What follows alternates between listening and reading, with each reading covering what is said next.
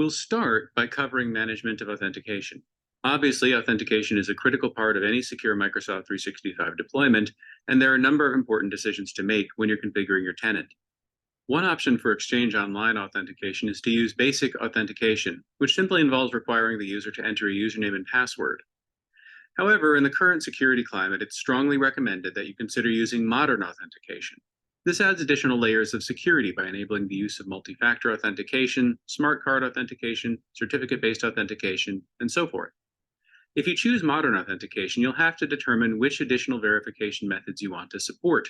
For example, entering a code texted to the user's mobile phone or using the Microsoft Authenticator app.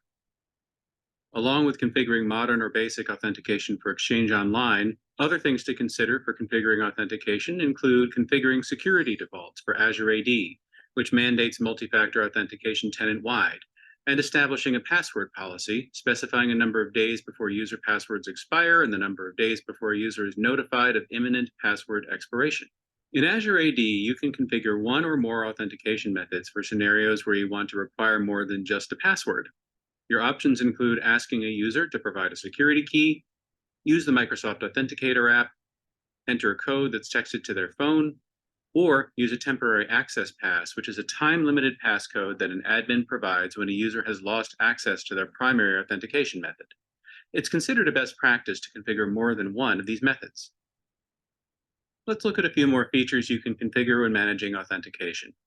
Azure AD Smart Lockout, Azure AD Banned Passwords, Self-Service Password Reset, Passwordless Phone Sign-On, and certificate-based Azure AD authentication. Azure Active Directory Smart Lockout helps protect against brute force style password attacks by locking the account after a configurable number of failed sign-in attempts. The defaults are to lock it for 60 seconds after 10 failed attempts. This is all configured via the Azure AD Admin Center. Azure Active Directory banned passwords are a neat feature. You can use this feature to hard code a list of passwords that are not allowed, for example, the word password or your company name. There's also a simple validation algorithm that blocks weak variants and combinations. For example, if your company name is Contoso, the algorithm also blocks passwords that substitute zeros for the O's in the word. Self-service password reset allows users to reset their own passwords by way of a special portal using alternative authentication methods.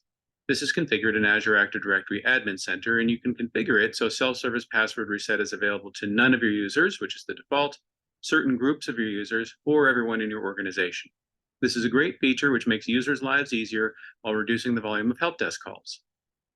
Passwordless phone sign-on, as the name implies, allows users to authenticate without any password at all. Instead, they use the Microsoft Authenticator app. One special note is that the app can only be registered with a single tenant for this to work. Also, users must be enrolled for multi-factor authentication. You can enable it via the Azure Active Directory admin portal, and then users can register via the My Sign-ins portal at aka.ms mysecurityinfo. As an admin, of course, you're going to want to monitor authentication in your tenancy. And as we've already mentioned, sign-ins and audit log reports show normal activity. However, the risky sign-ins and risky users reports, which are part of Azure Identity Protection, show suspicious activity. Risk in this context is an amalgam of a number of different factors, and the type of evaluation varies depending on whether you have Azure AD Free, Premium P1, or Premium P2.